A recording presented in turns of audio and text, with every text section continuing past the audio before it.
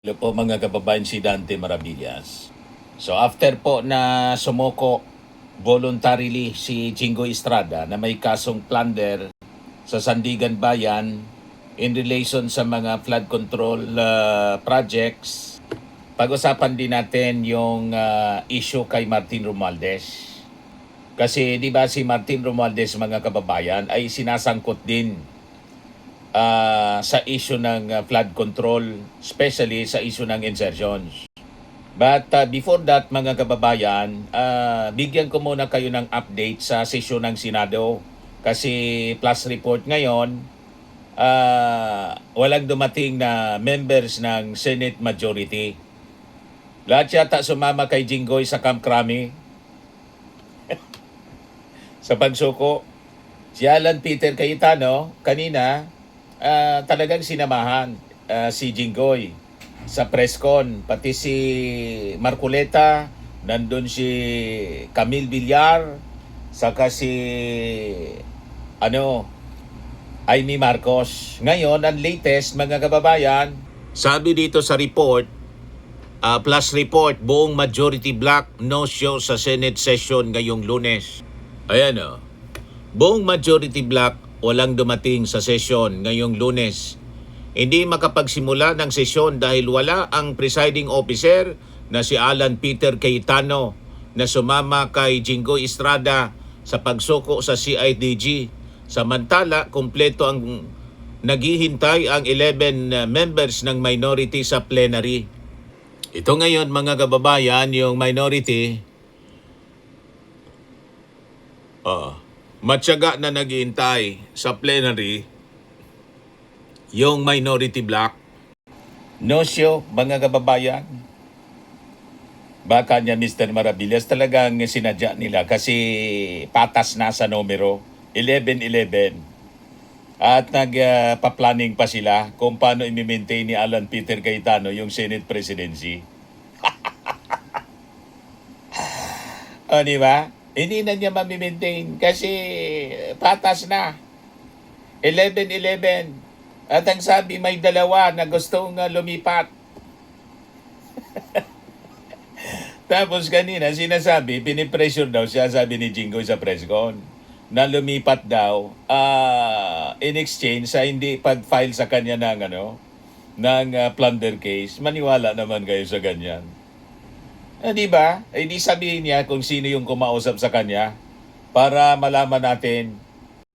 Hindi kailangan nila, kahit sila lahat hindi lumipat, hindi kailangan lumipat sa minority. Kasi unang-una, lumipat man siya sa minority, tuloy pa rin yung kaso.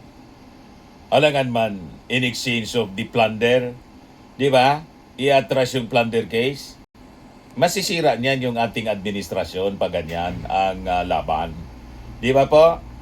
Kaya nagpropaganda pa si Jinggoy mga kababayan kanina. O ngayon, sa issue naman po ng impeachment kay Sara Duterte, nagpa-presscon kanina, pumunta na si Michael Poa. May daladalang maleta, sabi ko sa inyo, sila yung sanay sa maleta na may lamang document ng sagot, mga kababayan. Pero yung, I think, yung sagot ay seeking for dismissal tulad ng dati. Malamang hindi, mga kababayan, talaga sagot.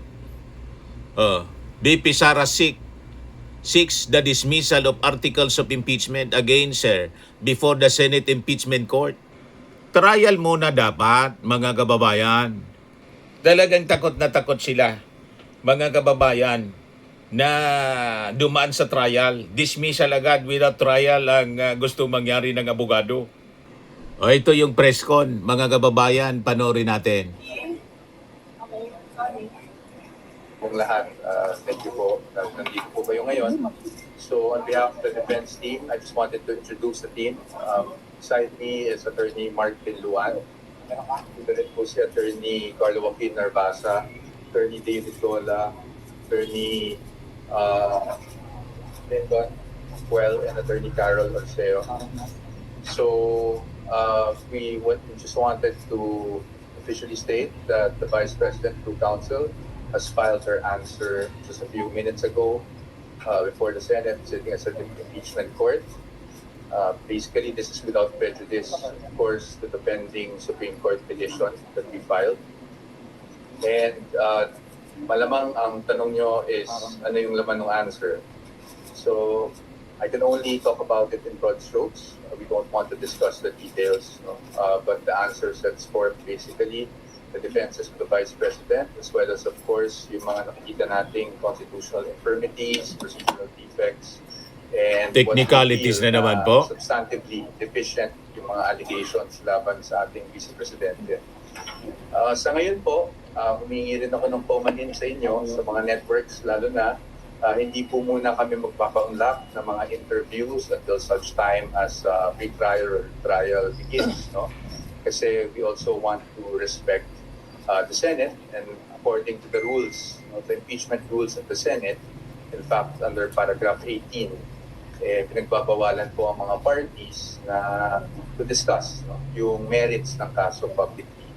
So kami naman po ay susunod lang po kami at magpapa-unlock naman po kami lalo na sa trial. In fact, si Attorney Bitluan and si Attorney Narvasa will be helping me with spokesperson duties, no, para po lahat mapagbigyan. At from day to day, magpapa-unlock naman kami ng interview para po maintindihan ng ating mga kababayan kung ano yung mga nagaganap sa bawat araw-araw ng trial. But sa ngayon po, talagang, I guess, pasensya na po talaga, hindi muna kami magpapa-interview, whether it be print Nagpa-press con ka pa. sa networks. I have a power meter. Hindi pala magpapaunlak. Nagpatawag ka pa ng press con. O di ba, mga kababayan? Well, of course, first and foremost, ang gusto natin ay sana ma-dismiss, no, itong articles of impeachment laban sa kanya. But kung ano man ang mangyari, handa naman kaming depensahan ang ating Vice Presidente. So with that, I think I just want to make this as informal as possible. Hindi naman to formal press con. So siguro po kung meron pa yung mga tanong, pwede niyo po na kaming tanungin. Susubukan namin sagutin. Saan po si Vice President Sara? Okay naman po siya. Business as usual lang po parati ang ating Vice Presidente. Tuloy-tuloy lang po yung trabaho niya. Kaya nga niya binuo itong legal team ng maaga para masigurado siya. Business as usual daw. Ang business as usual ni Sara po, maglakwatsa. Hindi man nagtatrabaho. Pero ang trato nila, nagtatrabaho yung Vice Presidente. O di ba, mga kababayan? Business as usual. Ang ibig sabihin, nasa lakwatsa. Yun ang business as usual niya. Mag-tour, world tour. Ilagay ito mga abogado ni Sara Duterte. Matindi. Dahil alam naman natin, na-anticipate na natin kung impeachment laban sa kanya. In fact, meron ng first round last year. So talagang binuo na niya itong defense team. Nang sa ganun, no, kahit may impeachment, ay hindi po na-hamper, no, o hindi natitigil yung trabaho ng ating Vice President. Hindi daw na amper yung trabaho. Wala man ngang trabaho. Di man nagtatrabaho. Vice President, pinutukan po ba niya yung bawat sa dito kasama ng discussion? Definitely po, definitely. Ang isang answer ng kami naman po ay mga abogado lamang, no. So kung ano man ang isusulat namin doon, dapat talaga ay nanggagaling sa Vice Presidente, lalong-lalo na, 'di ba, na binasa talaga niya yung aming answer at siya nagpapatunay na lahat ng nakasulat doon ay nakasaad ng mga depensa para sa kanya. Ngayon po, siguro take ko na rin yung opportunity, no, to thank, of course, the Senate. Napaka-smooth po ng pagpasok namin dito. Wala pong kaguluhan. We'd like to thank the media also for cooperating. So I just wanted to take the opportunity on behalf of the defense team and of course on behalf of the Vice President to also thank the Senate po, no? Kasi naging napaka-orderly itong pagpapile namin ng aming answer. So, hindi po bang pagpapile nila ng answer ay hindi nagpapasako po kayo ang pagpapasako ng Vice President ay tinatanggap po.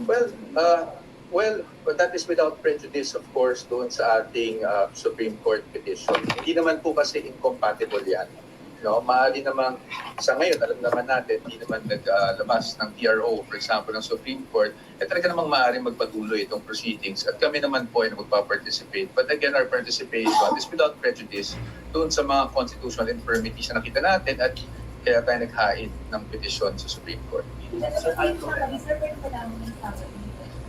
Yung three answers. Actually, ang summary po ng answer namin is we really just set forth, yung sabi ko nga kanina, yung defenses ng Vice President, yung nakita nating mga infirmities kahit dun sa naganap na Committee on Justice Proceedings, no? Isa na dyan, So, syempre, yung technical na sinasabi naman po, natin na technicality. wala namang ebidensyang naka-attach sa mga Iti-technical impeachment nila. complaints, yung mga ebidensya. Hindi man umano nila sasagutin na yung articles.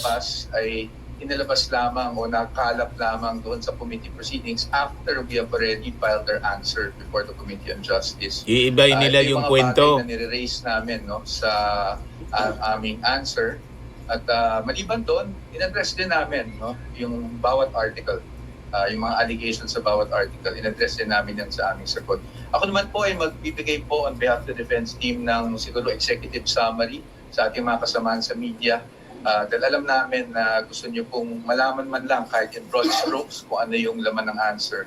It's just that, of course, we don't want to litigate our case through the media. So, and yun nga po, no, meron tayong rules on prohibiting us from discussing the merits publicly. So, magbibigay lang po kami ng executive summary sa inyo para may magamit naman po kayo ng material at makita nyo naman po kung ano yung basically the gist, no, ng naging sagot. The nomenclature is it's an answer, but obviously our answers being filed without prejudice doon sa aming Supreme Court petition. Of course, that's always going to be one of our prayers, no? Dahil nga sa tingin namin, naging infirm yung may mga infirmities, yung proceedings bago pa umakyat sa Senado itong articles of impeachment. Malinaw But pong having said that, technicality. sabi ko nga, maliban doon, sumagot din kami on the substantive issues. Sabi, kailan naharap si VP, but I think we have to contextualize yung pagharap. The fact that we filed an answer now, kung inaharap na ni VP, no, itong mga paratang laban sa kanya. Oh, well, the documents, dumami lang po yun dahil syempre meron tayong mga annexes, no? Mga attachments doon sa ating answer, kaya po marami yun. But the answer itself is around 50 pages, no? Kasama na dyan yung signature pages. So, nasa ganun lang po yung answer natin. But baka sumagulat kayo, medyo nakamaleta nga. But that's because marami lang po talaga mga annexes. Copies, we had to give 5 copies as required by the impeachment court. Itong ibang maleta or documents lahat. Documents po, documents. Although wala na pong laman yan dahil na-file na po namin yung ating answer. Most meeting tools. So yan mga kababayan, ang development ng balita. Ngayon kasing araw na to, yung last day para sa kanila, sa kampo nila mga kababayan, na mag-file ng kanilang answer. Kaya hinabol ng mga abogado ni Sara Duterte yung sagot, pero they're seeking for dismissal. Dismissal agad. Wala pang trial, dismissal agad. Gusto mo na mapakinggan siyempre ng ating mga mamamayang Filipino yung ebidensya. Dapat may trial, hindi yung dismissal. Acquittal kung walang kasalanan. Acquittal of the Vice President or conviction kung talagang malakas ang ebidensya laban sa Vice Presidente. Hindi wala pang simula ang trial, dismissal agad. Because of the technicalities na sinasabi nila, may mga infirmities daw. Itrabaho yon ng Congress yung pagdetermine. Hindi man kayo pumunta doon para questionin yung proseso. Di ba? O ngayon, sabi ninyo, harapin niyo sa Senado. Pagkatapos, dismissal pala agad. Ayaw ninyong abutin sa trial. Malinaw po na guilty. Di ba po mga kababayan? Doon anya Mr. Maravillas sa sinasabi mong kaso laban kay Martin Romualdez. Ay ibang kwento 'yon mga kababayan. Yung paratang kay Martin na may functional control siya kasi Speaker of the House siya nung nang mangyari yung mga insertions sa budget. Sabi po ng mga legal experts na nakarinig ng kwentong yan, it's a legal nonsense. Di ba? Ang ganyang naratibo po, mga kababayan, ay lagtarang pagsalaula po sa saligang batas, pagbaluktot sa kapangyarihan po ng committee, at kawalan ng essence ng Kongreso bilang isang collegial body. Ang Congress po ay functioning as a collegial body, parang yung Senado. Ganun yon. Hindi pwedeng dahil sa isang tao lang kasi Speaker of the House, tulad ni Martin Romualdez. Ang pag-approve ng budget po, buong Kongreso, pati Senado.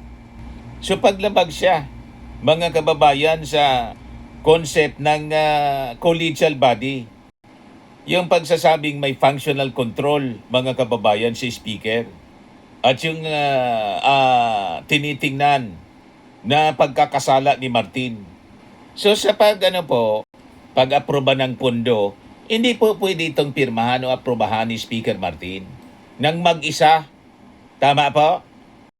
Dumadaan siya po sa masusing debate, mga amendments at pagboto ng mahigit 300 na mga members ng Congress doon sa plenaryo mismo. Tama po? So kung walang boto yung majority, walang bisa po yung budget. So yun ang patunay na yung kapangyarihan po ay kolektibo at hindi po kontrolado ng iisang opisina o yung Office of the Speaker lang, mga kababayan. Hindi po siya one-man rule tulad na gusto nga palabasin nila, mga kababayan, sa mga kwento. At may autonomy at kapangyarihan po yung committee, yung tinatawag na committeeship rules. Sa ilalim po ng rules ng House, ang mga committee po may sariling pamunuan siya. May eksklusibong kapangyarihan tulad ng pag-imbestiga, magpatawag ng subpena, tsaka mag-aproba ng mga panukala. Ganon yun po.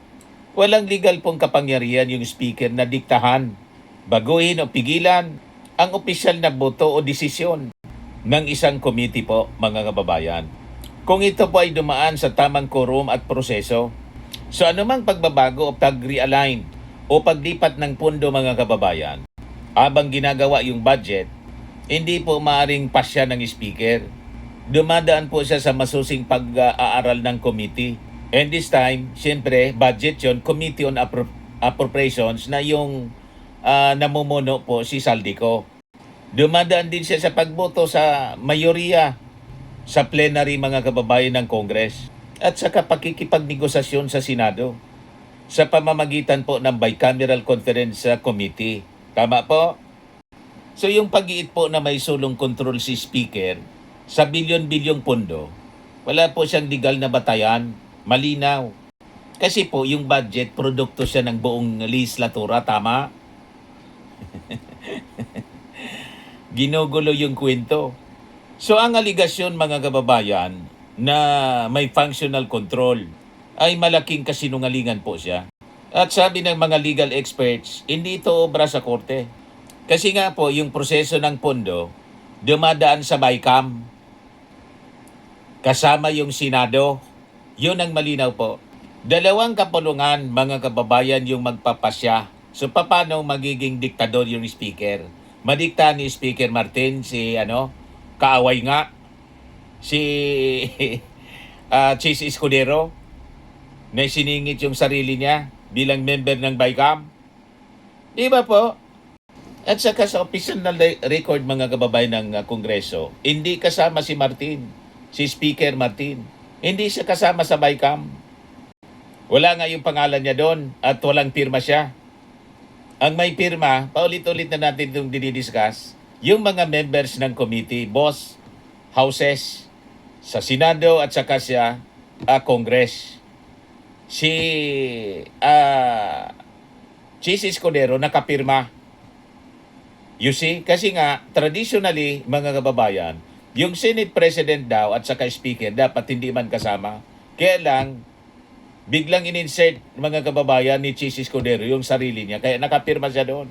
Si Martin wala po. At saka si Martin po, walang co-adverse findings, mga kababayan. Kaya malabo itong kaso. Walang formal na ulat, notice of disallowance o kung ano paman, o kasong kriminal laban kay Martin Romualdez yung COA na nagpapatunay ng maling paggamit ng pondo, manipulasyon o personal na kontrol sa pondo ng gobyerno, mga kababayan. So sa batas, mga kababayan, ang ebidensya nagdidikta ng katotohanan, hindi yung kwento-kwento lang. Limitado man lang po ang kapangyarihan ng speaker base sa nakasaad sa saligang batas, mga kababayan, at maging sa panloob na patakaran House Rules ng Kongreso. Administratibo at presiding lamang. Primus inter pares, ika nga, o una sa mga magkakapantay. Yan ang speaker.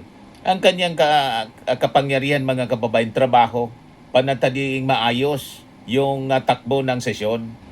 Wala siyang legal na veto power o absolute control sa kaisipan o boto sa mga kapwa niya kongresista. Wala sa rules na pwede siyang maghari-harian sa Kongres. Hindi ganun po. So ang pagturing sa kanya bilang may functional control o parang siya na yung may-ari ng Kamara, nagpapakita lamang po ng mababaw na pag-unawa ng mga kritiko sa batas at sa function ng legislature ng Kongreso mismo. So ang pagigiit ng functional control laban, mga kababayan, kay Martin ay madalas na nagmumula po sa kanyang mga kritiko na gustong makialam sa panloob na pamamalakad po ng legislatura. Maging yung Korte Suprema po hindi nakikialam sa internal rules ng Congress dahil po sa tinatawag na separation of powers. So ang pagigiit, mga kababayan, sa tingin natin ng mga panlabas na kritiko na may irregularidad ay isang illegal na pagtatangkang gibain ang pader ng kalayaan ng ating legislatura para paboran po yung sarili nilang mga political interest. So ang institusyon, mga kababayan, ng Kongreso, malinaw pinapatakbo siya ng batas, mayoriyang boto at ng saligang batas.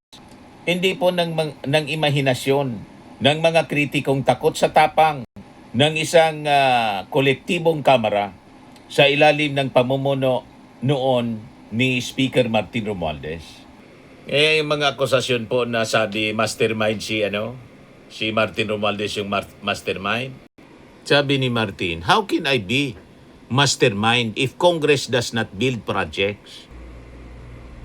Maging si Ping Lacson, hindi naniniwala na may isang mastermind. Marami niya, siguro. At yung ibang mga mastermind, may plunder case na. Iyon talaga, mga kababayan, kasi siya mismo ang involved sa implementation. Kasama na na sumurrender ni Jingo Estrada. Si dating DPWH Secretary Manny Bonoan, sumurrender na rin po sa CIDG. Kasabay ng pag-surrender ngayon sa CIDG ni Jingo Estrada. Pilit nilang kinakaladkad si Martin Romualdez, mga kababayan, sabi ko sa inyo. Kasi ang target nila ultimately, yung ating Pangulong Bongbong Marcos. Huwag kayong pabubudol sa kanila. Tama po, mga kababayan. Ito na yung update sa Senado. 11-11 deadlock, sabi rito sa report ng Inquirer. Kasi parehas ng 11, majority and minority senators. Yan, natira minus Bato de la Rosa and Jingo Estrada. Kasi wanted si nagtatago si Bato, si Jingo sumurrender na sa PNP. Ito yung press con, mga kababayan, ni John B. Crimolia sa pag-surrender ni Jingoy. Full security po siya, hindi po siya makakalabas at restricted access papunta sa kanya. Senator Jingoy cooperated fully together with the other accused. They were found to be in good health and are now on their way to face the courts. Questions? Sir, nakunan kayo ni Senate SP Alan Cayetano na parang medyo nagtatalo pa kayo. Was he requesting for you not to arrest him? No. The question was whether yung separation of the executive and the judiciary and the legislative. Sabi niya, even at the time of Salonga, he protected Enrile. Ang sabi ko sa kanya, in a not very calm voice kasi umakit na, Sir, I'm sorry, you lost that privilege when Bato escaped. Okay, So next. ano ibig sabihin? Wala na, So, hindi yes. yung honor yung ganong separation. We Tinatakas will inform nila them, si we will Bato, give them the tapos courtesy, but if there's an arrest to be protective made, custody we sila. will make the arrest. Clarification, ang tamang term is you went there to arrest him, you served the warrant, or so it means he was arrested, or did he surrender? We arrested him. I went there personally together with the CIDG. He was read his Miranda rights, and from there he was brought here to Krami to be processed. How about the 4 others? Did they personally surrender? Secretary Bonoan went here. The one from DPWH, I forgot his name. He was here, so voluntary surrendered. All 4? The 2 others voluntary surrendered. So to pati the si Bunuan po, Okay. sumurrender na.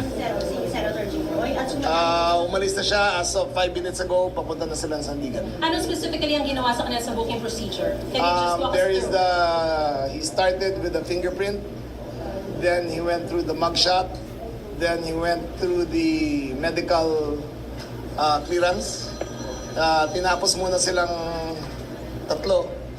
Nung natapos yung tatlo, dinicide na si Secretary Brunoan was not fit to go to the Sandigan, kaya diniretso muna siya sa hospital. Senator Jinggoy Estrada requested prior to this for a knee replacement surgery. No, Ano pinag-usapan ninyo? it was a concern of his. Pero sabi ko sa kanya, wala akong kapangyarihan dyan. Ang Sandigan ba ay at 192. So, ito sa decision na dalhin muna siya ron bago siya i-transport papunta ng Sandigan. Like assurance natin na walang special treatment po kay Senator Jinggoy. Wala. Wala talaga. Same as the others who have been co-accused. Depende kung saan sasabihin ng Sandigan. They will be dealt fairly, equally.